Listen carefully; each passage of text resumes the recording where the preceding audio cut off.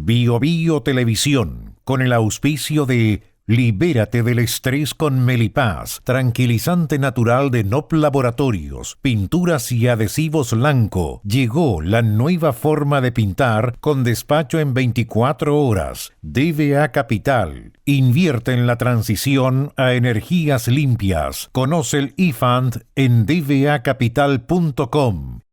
Y nuevo Aeolus de Dongfeng presentan comentarios de Tomás Mochiati. Sorpréndete con la nueva línea de vehículos Aeolus Dongfeng y sus modelos i3 y GS Cross. Encuéntralos en sus versiones mecánica y automática. Dongfeng. Drive your dreams. ¿Andas acelerado? ¿Te sientes más irritable y alterado? ¿Te cuesta dormir bien? Tranquilízate naturalmente con Melipaz, que calma la ansiedad, relaja y reduce el estrés. Libérate del estrés con Melipaz. Pídelo en todas las farmacias del país.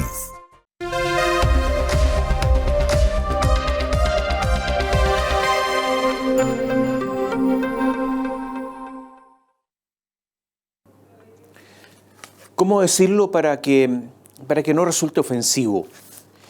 Es que lo que ocurre es que a pocos días de la cuenta pública sobre el estado de la nación del presidente Gabriel Boric, ya casi nadie se acuerda del asunto. Es verdad, vivimos una época de tráfago de informaciones, de noticias, incluso de falsedades. Y es verdad que el país está convulso, que pasan muchas cosas, pero también este olvido rápido se debe a la inconsistencia del discurso presidencial.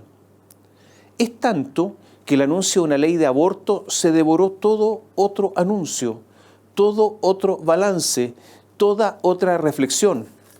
Es un hecho que el discurso presidencial, más que el de un primer mandatario, fue un discurso más bien de un jefe de un sector político, con duras críticas a la oposición y con ausencia, además, de alguna autocrítica a su gestión. Se trata de unir la fuerza del sector propio para dar el puntapié inicial a la campaña para las elecciones del 27 de octubre, las que serán las preliminares de las presidenciales y parlamentarias del próximo año. Por lo tanto, ese discurso o esa cuenta sobre el estado de la nación fue eso, el inicio de la campaña política.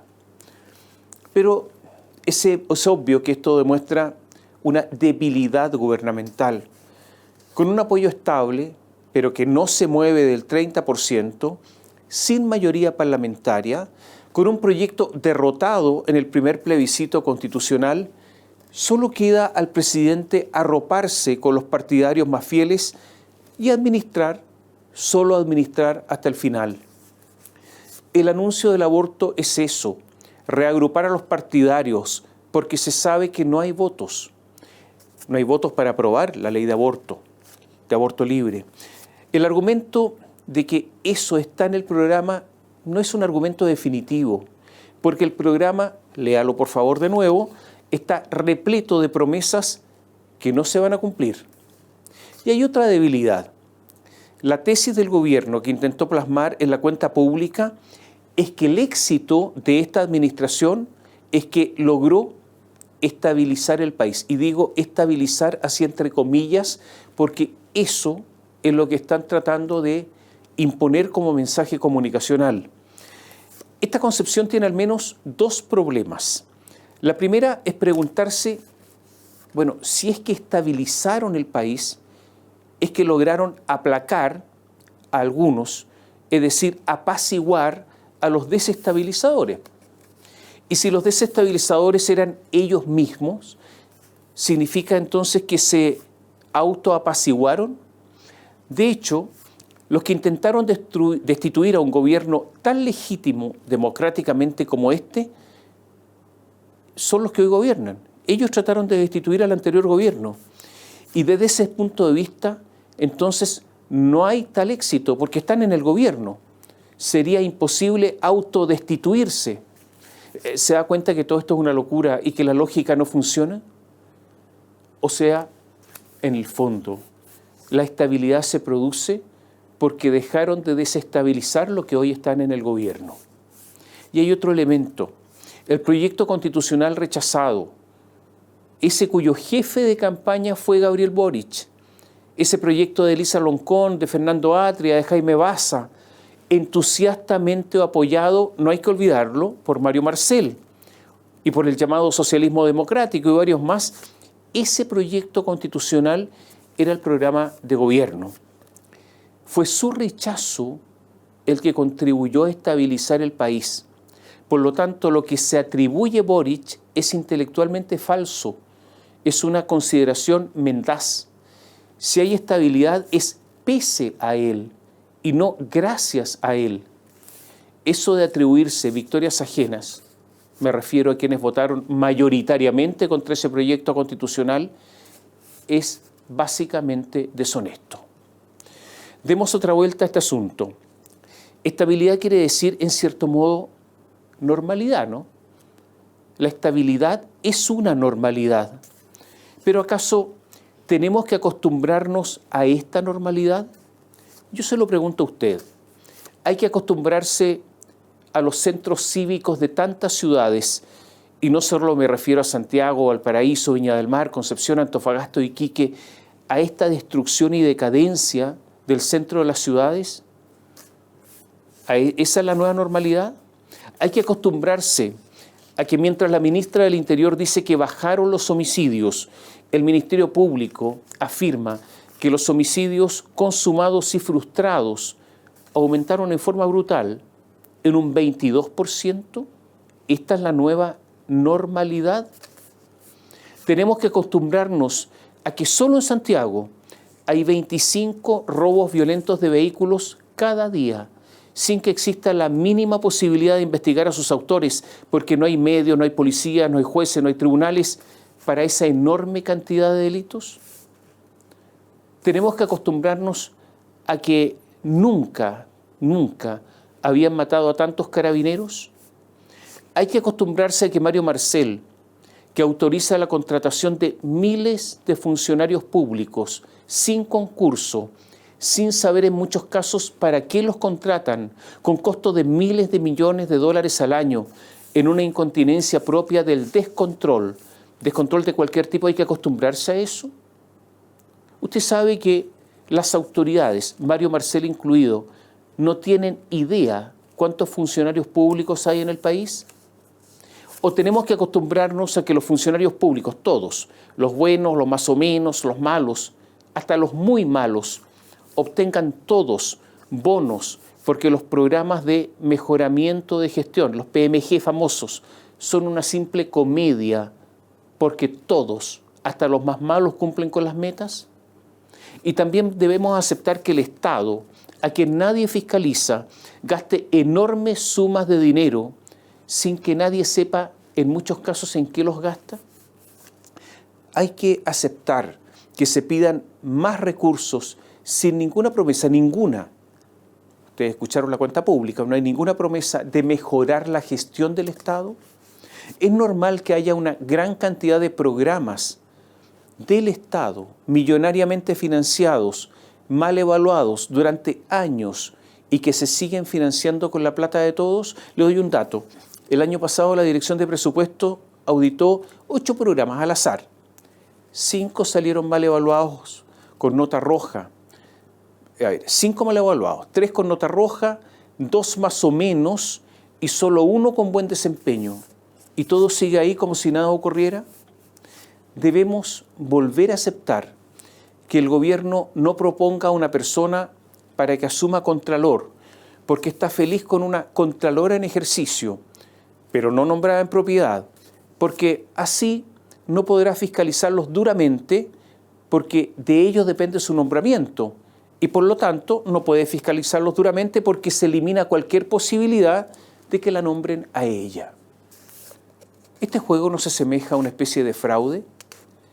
Y hay que acostumbrarse a que el ministro de Justicia explique que como no hay plazo legal para proponer a una persona como contralor en el Congreso para que sea aprobado, entonces como no hay plazo, no hay problema en demorarse, incumpliendo el presidente así con un deber constitucional.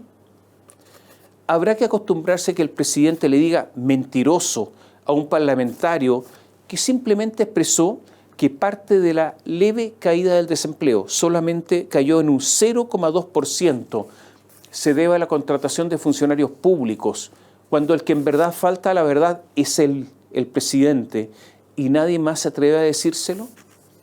Tenemos que acostumbrarnos a que muchas personas ya no puedan acceder a créditos hipotecarios o a que un sector económico, que es el de la construcción, esté completamente detenido. Es normal que hayamos caído en la clasificación de riesgo y no tengamos ninguna posibilidad en recuperar lo que teníamos. ¿O es normal que Chile siga cayendo los índices internacionales de corrupción?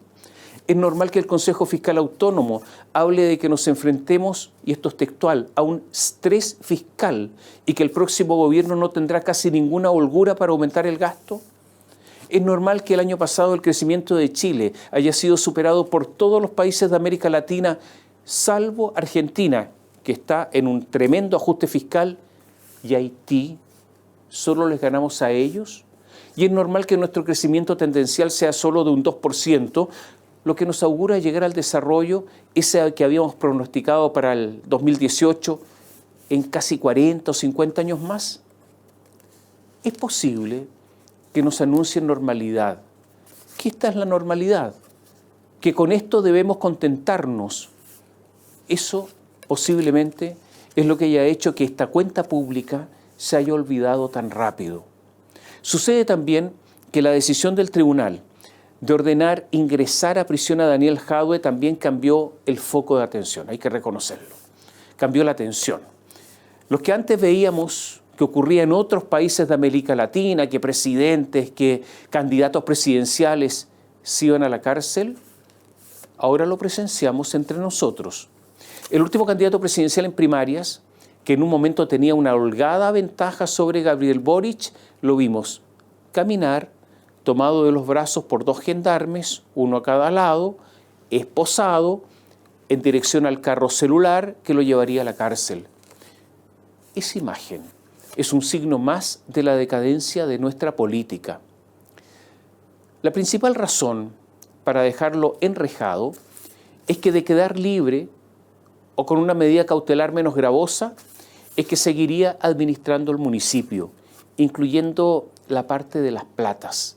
Y eso mismo, según el tribunal, eso de las platas, es lo que no se le podía permitir a Jadue.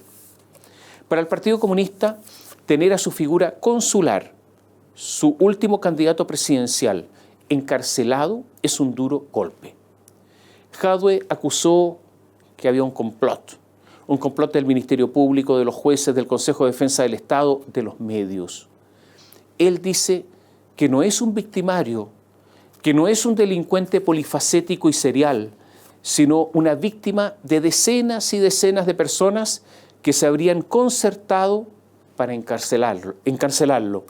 Esto de Jadue, su encarcelamiento, es solo una parte del asunto, porque hay que recordar que hay otra investigación respecto de él, que es el caso de las luminarias LED. Pero hay que saber que en este caso no va a pasar nada, porque los audios telefónicos incriminadores, curiosamente, desaparecieron desde la Policía de Investigaciones. Como las pruebas no tienen patas, o sea, las pruebas no caminan solas, es obvio que alguien se las robó, como en una vulgar república bananera.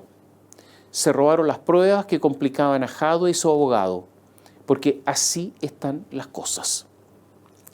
Lautaro Carmona, luego del encarcelamiento de Daniel Jadue, dijo: dependiendo del desenlace de la formalización, puede tener una incidencia muy grande en la calidad de la convivencia política del país. Textual. ¿Qué significa eso, que habrá una incidencia en la calidad de la convivencia política del país? Lo que hizo Lautaro Carmona es una amenaza, y una amenaza evidente.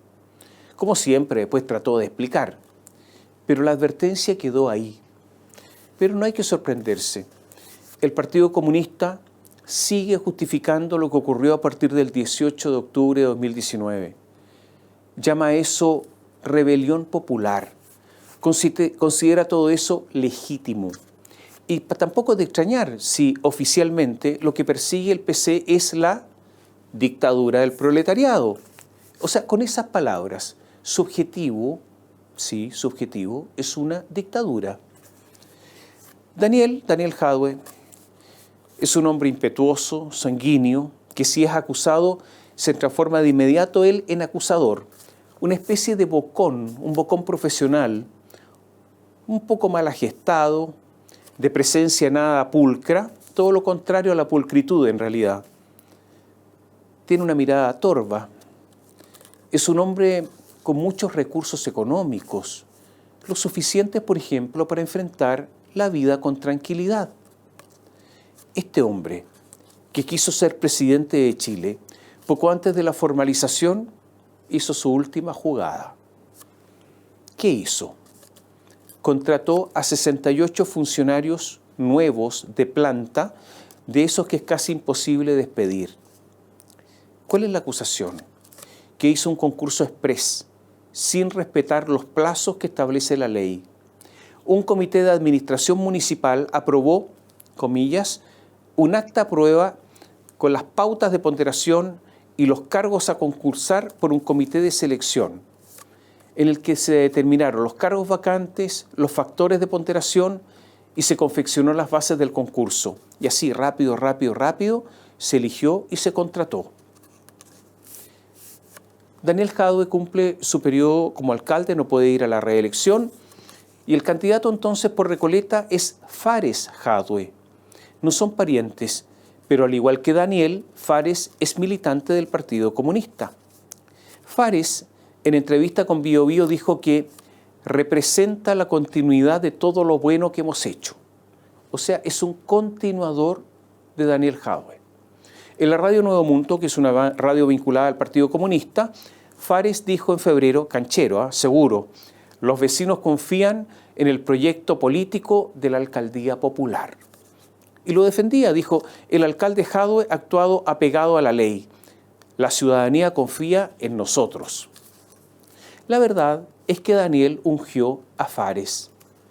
Es su seguidor, es su discípulo y es su continuador. Naturalmente que Fares, como todo militante del Partido Comunista, sostiene la tesis que Daniel es un perseguido por las instituciones. Pese a que el padrino, Daniel, es considerado un delincuente, Fares es apoyado por todos los partidos del oficialismo para las elecciones de octubre, incluyendo la Democracia Cristiana y el llamado Socialismo Democrático. Yo diría que de esos partidos, la ADC, el PS, el PPD, es notable la sumisión, el sometimiento al Frente Amplio y al Partido Comunista. Fares antes decía que era el continuador y ahora dice que nada tiene que ver con Daniel, se empezó a desmarcar, cambió su discurso. ¿Qué ha dicho ahora? Yo tengo trayectoria propia, no tengo por qué sentirme bajo el paraguas de nadie. Y vamos por adelante, a este personaje al que están apoyando todos los partidos, se lo reitero, la ADC, el PPD, el PS, el Frente Amplio, el Partido Comunista. Mire, se lo voy a decir, y se lo voy a decir en serio. Yo encuentro que las ratas tienen su gracia. Son animales rápidos, veloces, inteligentes, agudos, astutos. Son todas características destacables. Son los primeros, debido a estas cualidades, se dice, en abandonar el barco cuando las cosas van mal. Fares está demostrando tener estas características, y solo a esas me refiero, para enfrentar su elección. En la formalización de Daniel se habló del encargo que hizo a la Universidad de Concepción para fabricar un producto que se llama interferón. Es una lástima que el rector de la Universidad de Concepción, un hombre de izquierda más bien radical, me refiero a Carlos Saavedra, haya involucrado a una de las instituciones que van quedando en la capital de la región del Biobío, a la Universidad de Concepción que él dirige. Lo peor es el silencio casi unánime de muchísimos docentes e investigadores, una especie de burócratas que cuidan su puesto, unos funcionarios anónimos aburridos a la espera de su jubilación, ante este escándalo de la rectoría de la Universidad de Concepción. Otros, naturalmente, que callan porque están cegados por su ideología. Una excepción, entre otras, es la actitud que tuvo la doctora Paulina Astroza. Es bien triste lo que ha pasado en esta relación incestuosa que hubo entre la Universidad de Concepción y Daniel Jadwe. Y ahora un paréntesis. ¿Se acuerda de la ex ministra de Justicia de Boric, Marcela Ríos, la primera mujer en ser ministra de Justicia sin ser abogado? La misma que lo hizo pésimo, ustedes lo recordarán, y finalmente el presidente tuvo que echarla ante tanto desaguisado. Bueno, esta Marcela Ríos apoyó a Jadwe cuando fue formalizado y encarcelado. Criticó al tribunal. Vaya ministra de Justicia, ¿no?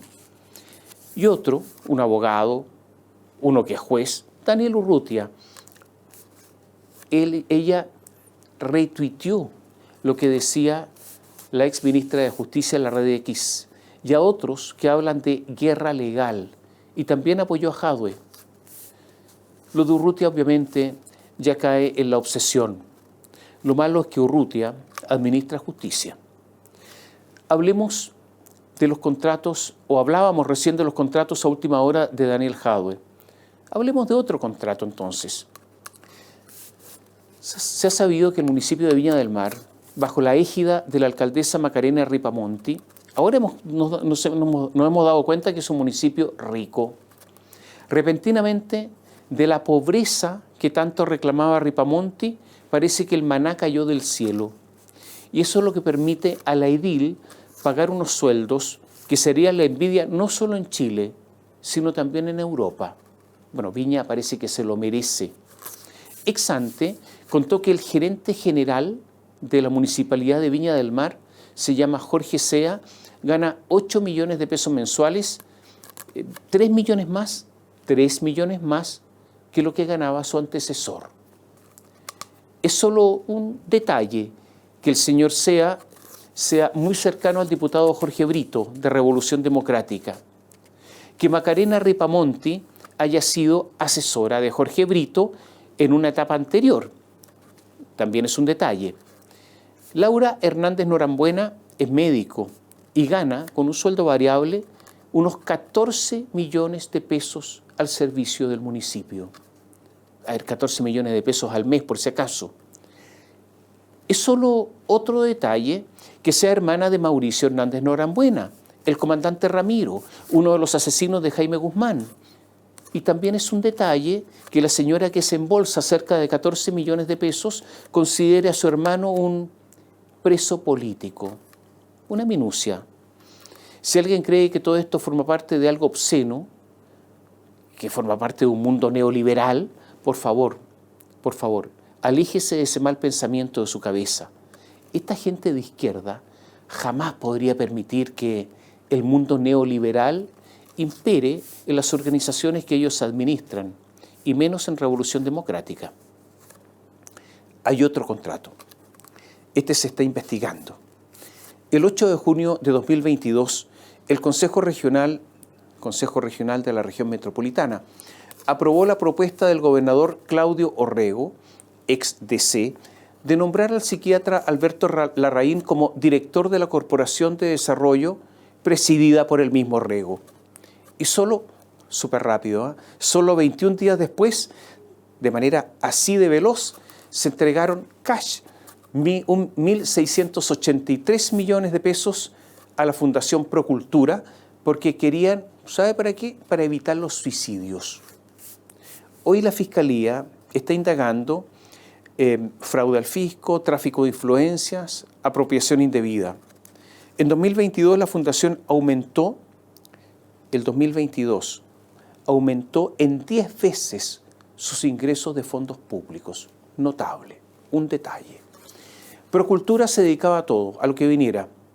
Por ejemplo, cobró, recordémoslo, 629 millones de pesos para reparar las fachadas del casco histórico de Antofagasta. El precio más caro, lejos de Chile, por simplemente pintar muros. Perdón, ¿sabe cuánto cobraba? 262.000 pesos por cada metro cuadrado de pintura de brocha gorda. El psiquiatra Alberto Larraín, cercano a Gabriel Boric, se lo repito, las hacía todas, desde pintar fachadas a ese precio hasta evitar los suicidios. Ahora, el giro de Procultura era la promoción de actividades culturales, la edición de libros y otro tipo de enseñanzas. O sea, no tenía como objeto social ninguna de estas otras cosas, pero eso es solo un detalle.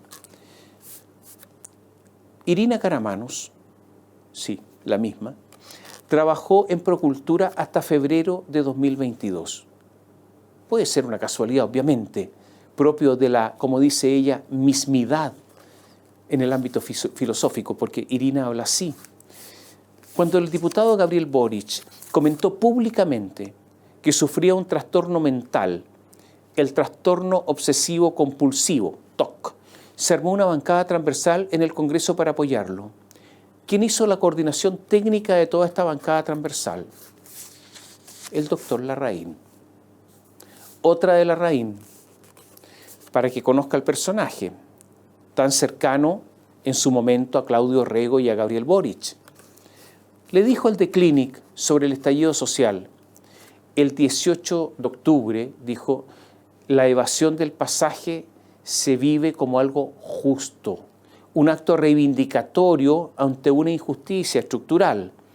Toda violencia es inaceptable, pero la violencia de esta semana es consecuencia del debilitamiento de la cohesión social a partir de otras violencias que también son inaceptables. La iniquidad, el abuso de poder, la segregación territorial. O sea, para el doctor Larraín, la violencia, una violencia combate a la otra, o sea, hay un empate.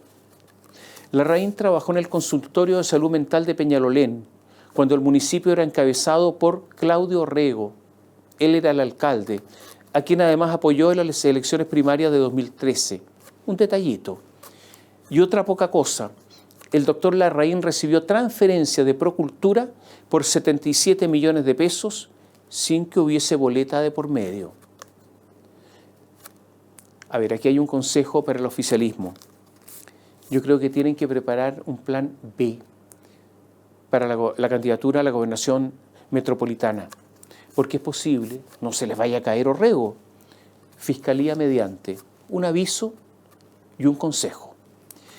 Y a propósito de facultativos, de médicos, Manuel Monsalve, usted sabe que es médico, se lo comentamos en la columna anterior, se esforzó tanto para que en algún momento lo recibieran los venezolanos. Hubo llamadas telefónicas, correos electrónicos, intermediarios. El embajador en Caracas, Jaime Gasmuri, empleó todos los medios a su alcance para que lo recibiera el gobierno chavista, el de la Revolución Bolivariana. Llegó con tanta insistencia, casi hasta la humillación, o sea, la genuflexión. Manuel Monsalve, el médico, finalmente fue recibido y firmó un acuerdo que hasta el momento permanece secreto, un acuerdo con los venezolanos, un acuerdo de colaboración, un acuerdo para compartir información en materias policiales. Venezuela debía nombrar a alguien para que los chilenos se entendieran con ese alguien, una contraparte. Pasó el tiempo y nada. No había ese alguien. Después finalmente, ante tantos reclamos, lo nombraron, pero no ha habido colaboración. La Fiscalía chilena ha sostenido que 2 personas implicadas en el secuestro y asesinato de Ronald Ojeda, que había recibido la condición de refugiado en Chile, son venezolanos. Se llaman Walter Rodríguez y Michael Villegas y estarían en estos instantes, después de matarlo escaparon, en estos instantes en Venezuela. El fiscal general de Venezuela se llama Tarek William Saab. ¿Y qué dijo? Dijo que los asesinos de Ronald Ojeda son agentes de los servicios de inteligencia chilenos. O sea, personas que por la estructura jerárquica que hay en Chile responden a Manuel Monsalve. Manuel Monsalve es el encargado directo de la seguridad de nuestro país. La ofensa a Monsalve y a Chile es enorme. Imagínense que Monsalve pidió ayuda o pidió reuniones, firmó el acuerdo, pidió colaboración y ahora lo acusan a que personas que estarían a su cargo o bajo su dependencia o bajo su supervisión serían los asesinos de Ojeda. La ofensa para Chile es enorme. La burla a Gabriel Boric también. En una columna anterior habíamos dicho que Nicolás Maduro se reía de Gabriel Boric. Bueno, los hechos nos dan la razón. Y no solo eso, Tarek William Saab dijo que si había responsabilidad en una de esas de algún venezolano, en ningún caso sería extraditado a Chile. Y que el protocolo de acuerdo ese, el que imploró Monsalve, bueno, simplemente tendrá que usarse para papel de envolver. La Fiscalía de Saab, él es el fiscal general de Venezuela, fue la que difundió un video en que el ex capitán de ejército Ángelo Heredia se autoinculpa por ser el autor de un supuesto plan para atentar contra el régimen de Maduro. En el video nombra a una veintena de participantes, entre ellos al exteniente Ronald Ojeda. Tarek William Saab es un chavista de la primera hora, un hombre de confianza de Nicolás Maduro, está acusado de corrupción y de ser un hombre fundamental en la violación a los derechos humanos en Venezuela. Estados Unidos y la Unión Europea le han prohibido la entrada. Nuestro Gabriel Boric, el presidente de Chile, tiene un problema. El Partido Comunista apoya al régimen de Maduro. El Partido Comunista chileno sostiene que en Venezuela hay una democracia. Por lo tanto, Boric tiene un flanco abierto al interior del gobierno. Pero el basureo de Chile es uno de los más graves de los ocurridos en los últimos tiempos. Manuel Monsalve y el gobierno debieran ser transparentes. A estas alturas, el gobierno debiera dar a conocer el documento que firmaron con el régimen de Maduro. Debieran dar a conocer lo que ofrecieron ambas partes. Debiéramos saber si Chile entregó en ese momento información y qué información. Hasta el momento, más allá del lloriqueo chileno, lo que hay es un secretismo que a estas alturas solo da lugar a sospechas de lo que negoció Manuel Monsalve. Y quiero recordar que en una de las últimas polémicas con los venezolanos ocurrió cuando el canciller Iván Gil dijo que el Tren de Aragua es una ficción creada por la mediática internacional para tratar de crear una etiqueta inexistente, como lo hicieron en su momento con el cartel de los soles, que se demostró, dijo, que no existe y que jamás ha existido. O sea, lo que han sostenido en Venezuela, que el Tren de Aragua es una simple creación de los medios. Pero ocurre que la jueza de los Vilos, Daniela con doble L, o Daniela Pinto, dejó libres a 5 integrantes del Tren de Aragua que estaban presos. Y son personas muy peligrosas. Están implicados en delitos tipo secuestro agravado, robo con intimidación, asociación ilícita. Se supo que quien daba las instrucciones a estos presos era el viejo. ¿Y quién es el viejo? Es el Larry Amaury Álvarez Núñez, así se llama. Larry Amaury Álvarez Núñez, conocido como Larry Changa. ¿Y quién es Larry Changa? Uno de los 3 creadores del Tren de Aragua. Larry Changa estuvo viviendo en Chile y él daba las instrucciones a estas personas que estaban presas y a las que liberaron. Hubo una audiencia de solicitud de rebaja de la cautelar de detención preventiva y a esta audiencia no fue el fiscal de los Vilos que lleva la causa, sino que un abogado asistente, un pobre hombre, el abogado me refiero, que llegó a la audiencia sin haber estudiado la carpeta, como una especie de estudiante porro, a ver, una especie de pajarito posado en la rama de un árbol. ¿Y quién es él? ¿Quién es este abogado asistente que no sabía nada y que llegó a una audiencia tan importante en que había gente del Tren de Aragua que estaba ahí, inclusive a resolver si seguían presos o no? ¿Quién es este pajarito pajarón? Un hombre cuya primera vocación fue la de ser policía, no la de ser abogado. Se llama Luis Alejandro Soto Pérez, tiene 50 años, pero es abogado hace solo 4. Originario de San Clemente, después de Carabineros, llegó a suboficial mayor, decidió estudiar Derecho y estudió en la Universidad Central, una universidad que es generosa, que le abrió las puertas. y que hizo que se titulara de abogado de jurisconsulto recién en 2020. En enero de este año entró a la Fiscalía, ya entrado en años, tiene 50 años, pero sin tener experiencia. No tenía idea de lo que tenía que hacer, de lo que debía hacer. Una especie, como le decía, de pájaro pajarón. Y los abogados del Tren de Aragua lograron que estos salieran de la detención preventiva, que tuvieran detención domiciliaria y de ahí se fumaron. 2 de ellos, eso sí, se arrepintieron y se entregaron. Hay una serie de acusaciones mutuas entre abogados, la jueza, Ministerio Público. La verdad es que el abogado de la Fiscalía, este abogado asistente, no sabía nada. Pero incluso, no sabiendo nada, podría haber apelado de inmediato a la decisión de dejarlos con arresto domiciliario y los señores se habrían quedado presos. Pero ni siquiera a eso se le ocurrió al ex suboficial mayor. La verdad es que no quisiera que él me defendiera, pero también hay responsabilidad de la jueza. Ella también debió haber estudiado la carpeta investigativa. Aquí nadie estudió nada.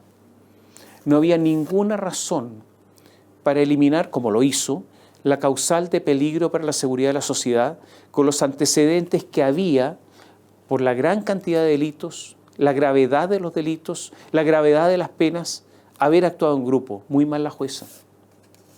No había nada nuevo para cambiar la cautelar.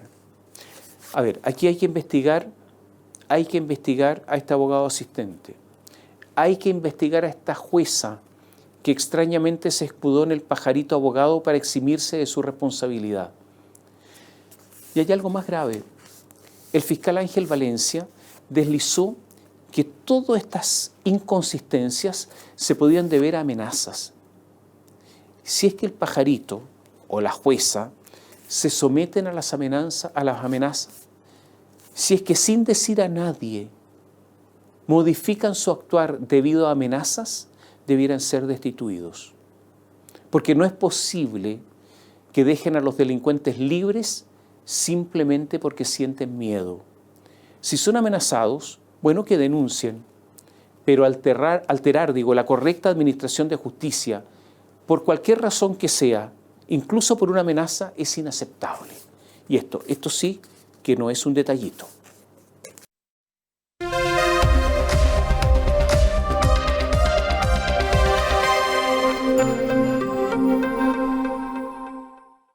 Bio Bio Televisión, con el auspicio de Libérate del estrés con Melipaz, tranquilizante natural de NOP Laboratorios, pinturas y adhesivos Lanco. Llegó la nueva forma de pintar con despacho en 24 horas. DVA Capital. Invierte en la transición a energías limpias. Conoce el eFund en dvacapital.com. Y nuevo Aeolus de Dongfeng. Presentaron comentarios de Tomás Mochiati. Sorpréndete con la nueva línea de vehículos Aeolus Dongfeng y sus modelos i3 y GS Cross. Encuéntralos en sus versiones mecánica y automática. Dongfeng. Drive your dreams. ¿Andas acelerado? ¿Te sientes más irritable y alterado? ¿Te cuesta dormir bien? Tranquilízate naturalmente con Melipaz, que calma la ansiedad, relaja y reduce el estrés. Libérate del estrés con Melipaz. Pídelo en todas las farmacias del país.